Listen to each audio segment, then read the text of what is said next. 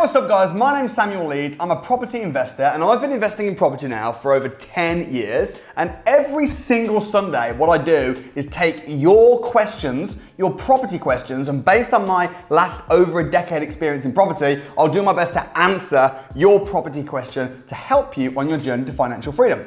So last week we had some really interesting questions, which I'm going to go through right now. While I'm answering last week's questions, if you get a question pop up, comment it below and I'm going to be answering your questions next week. Also, if you like my YouTube videos, please do smash the like button. Also, don't forget to subscribe, turn the notification bell on. Let's see what happened last week. Daniel Dan, what if you but a tenant in a short term, like 1 month, and then he decides not to leave? How do you evict them? They are not on any contract. Thanks, love all your videos, great content. Okay, Daniel, firstly, I'm gonna tell you how to make sure that doesn't happen again. And then in your situation, I'm gonna try and give you some advice best I can. So firstly, never put a tenant in your property without a contract. That is really, really risky because if that happens, like you're saying it has, or you're worried that it might, you're in a really, really bad place. Because if you've got no contract with the tenant, then they're not even a tenant. They just live in your house. So if you want them to move out, but you haven't got a contract, you haven't got any terms, you haven't got any agreement, they've not agreed on anything. So it makes it impossible for you to evict them. So I know it sounds like terrible right now, but you are in a little bit of a bad place. I would suggest that you speak to a eviction company that will be able to give you specialist advice in your situation, but you could be in hot water over the next few months while you try and sort this out if they just refuse to move out. Hate to be the bearer of bad news. You need to speak to Evict Them Now. I'm going to put a link in the description of an eviction company. I think it's evictthemnow.co.uk. But to stop it happening again, make sure that you have an agreement. So if an AST contract is normally for a minimum of 6 months, but you can get short let agreements specifically for these types of stays, which you really, really need to do. Even if someone's only moving in for, like even on Airbnb, if you're moving someone into a property just for one night, they've still got terms, they've still got an agreement that they sign. They're not just a person in your house, almost like a squatter. So I hope that helps. Speak to Evict Them Now. Let me know how it goes, Daniel. All the best. What else we got? Craig Goldie. Hi Samuel, in Scotland you can't do lease option agreements. Instead it's delayed purchase and it's compulsory to the date you agree. Would you avoid delayed purchase agreements in Scotland due to not knowing if the house prices will rise? So Craig, I probably wouldn't do a delayed completion and set the price like in 5 years and just hope that house prices go up, because whilst they might go down.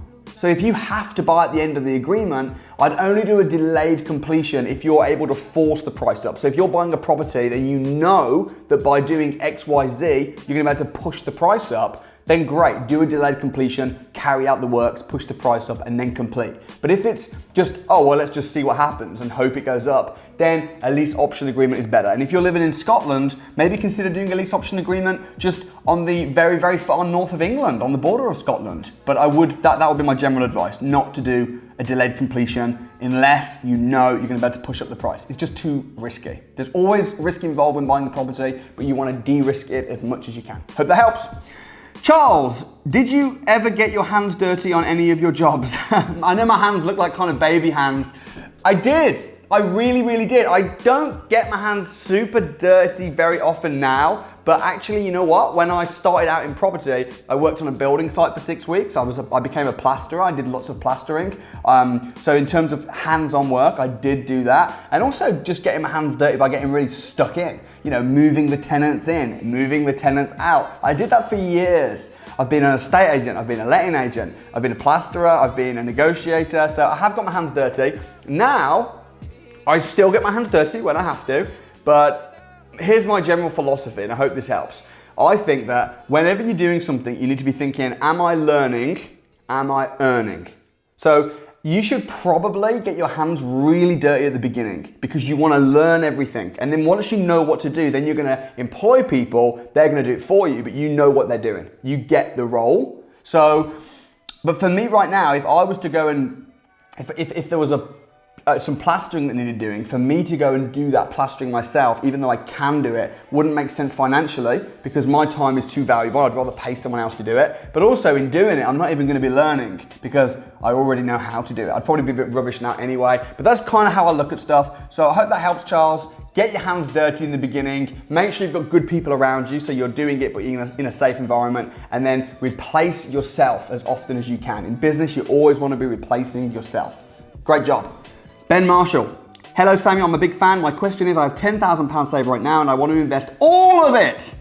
All of it. Great. This will be my very first investment as I'm in my early 20s. My thought was to put it into the stock market for now, as I really don't know if I can invest in property with a small amount of money like this.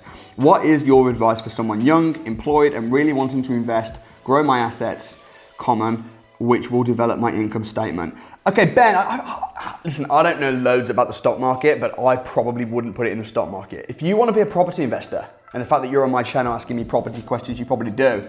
If you put that 10 grand in the stock market, actually 10 grand gone for the time being. Now, yeah, you might be able to put it out, but I would probably use that £10,000. I mean, I don't know your situation exactly. You say you're employed, but I would probably use that £10,000 and put it into something like a rent-to-rent business. And rent-to-rent is going to give you good cash flow, but you're also going to be getting your hands dirty. So you're going to be learning the skill of property, you're going to be getting some nice income, and then with your experience and with the money that you're making, then maybe consider doing something like a joint venture once you've done that. But I wouldn't put it into the stock market, especially if you're not educated. Because investing is always risky unless first you've invested in yourself. So maybe use some of the £10,000 to invest in yourself. You know, take a £100 course or something in property. I've got lots of options available that you can do with me. You can see in the description. But invest some of it in yourself. Maybe start rent-to-rent business. Learn, build up your knowledge, and build up your brand. That'd be my advice. Good job though, and great to see you winning in life in your 20s. Paul from the UK. Hi Samuel, I currently have a buy-to-let with around £160,000 equity and £50,000 savings. I'm hoping to add another buy-to-let sometime in the next year. Would you use the savings or release equity from the existing buy-to-let? And what options are there to add maybe 2 or even 3 buy-to-let with my current situation? Thanks, Paul. Great job, Paul. So you've got 1 buy-to-let already. You've got £50,000 savings. You've got equity of 160. I probably wouldn't take it all out at once.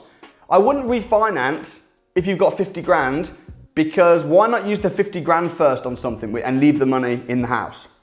If you're going to refinance, when you do refinance, my advice is to probably not take a little bit out. Because if you take, let's say you've got 160 in equity and you only take out 50 grand, and then you invest it and it goes really well, and then in another 6 months you want to take out another 50 grand, you're going to really find that difficult, because refinancing regularly, it's not like the money's in the bank and you can just pull it out. It's hard, because when you refinance, you'll be probably fixed into a few years, and then there's going to be early penalty fees for getting a new refinance out. So my advice probably would be for you, Paul, use your 50 grand savings if you can, unless you need that for something else.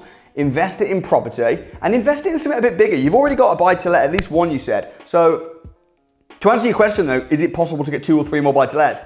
Absolutely. But I would probably try and do something a little bit more profitable. Don't be one of these landlords that just grows a big portfolio for the sake of it.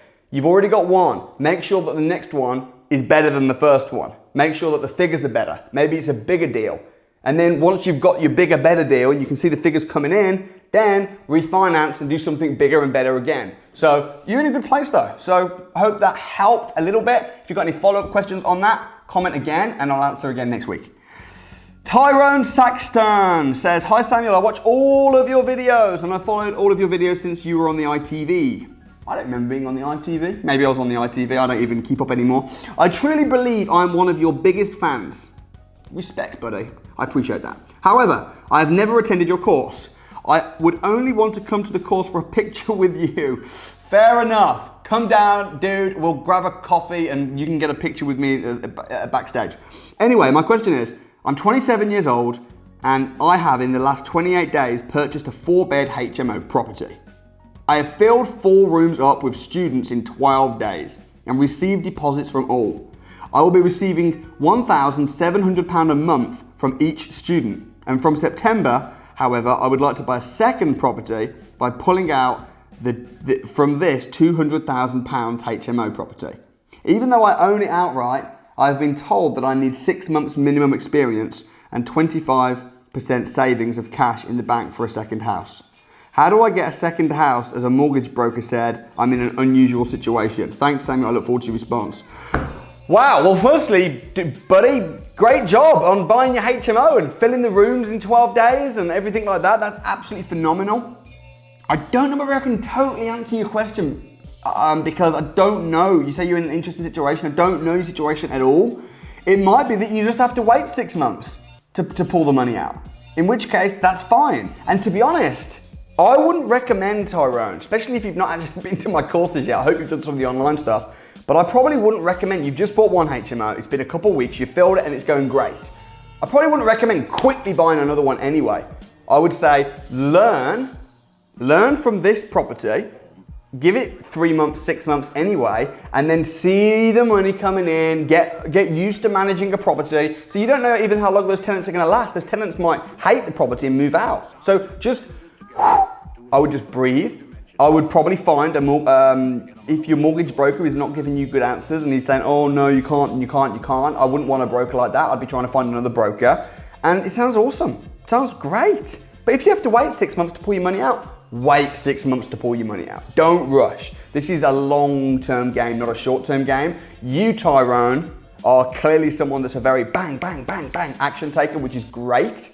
And so sometimes I need to say to people, come on, act. You've just bought a house. Literally, you've just rented all the rooms out. Just breathe. And if you have to wait 6 months, wait 6 months and then refinance.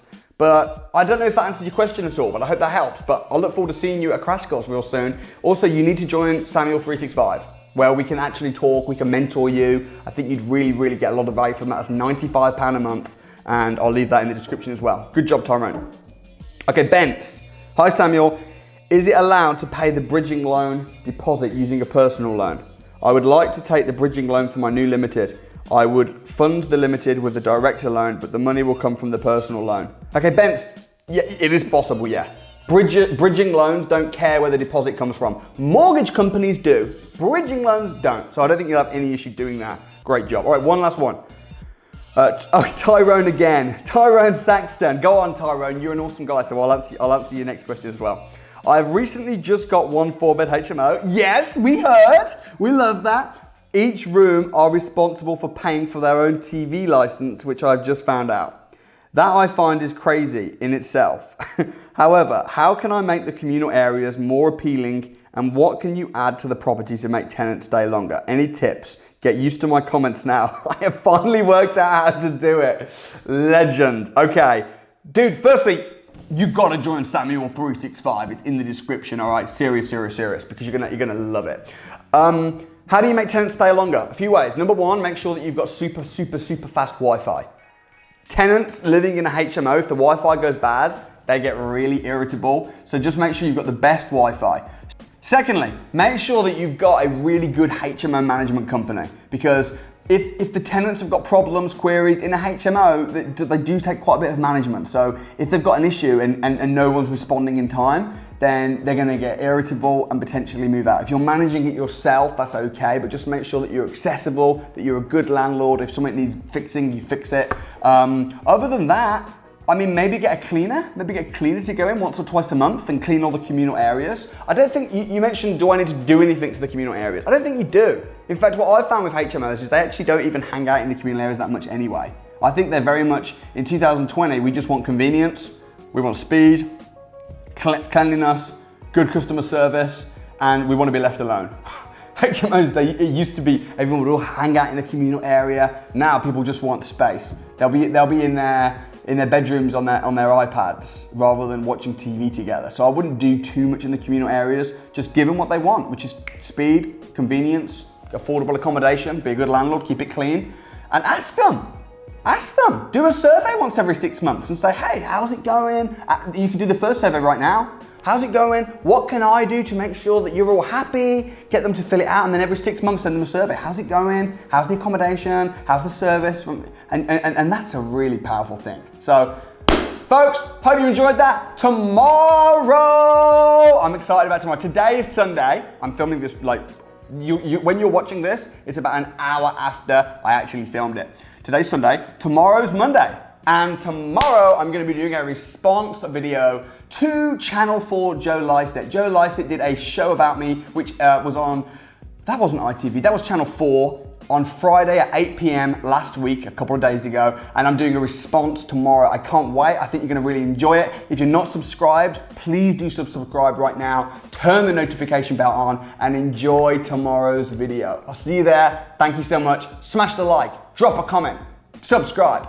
Peace out.